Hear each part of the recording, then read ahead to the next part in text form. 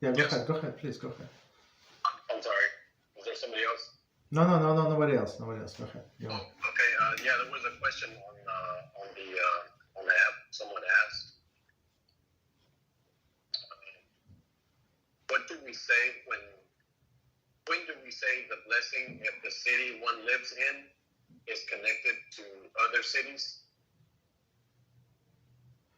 Okay, so and it's pertaining to traveling, right? That's I guess that's the topic. So if two cities are connected, it's like halachically it's the same city. It's same.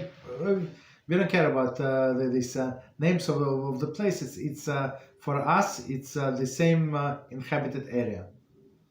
So there is no danger. So danger, especially in olden days, right? When you go like beyond the city limits, there are all the bandits, all of these thieves and highway robbers. That's where they would be the danger. But in the city limit, usually there is no danger because there are people and they can help. So that's like the reason. So even if two cities are together, for us it's one inhabited area. If there is no like 2.5 miles between them, like open space, like fields and forests, so it's we don't say any blessings.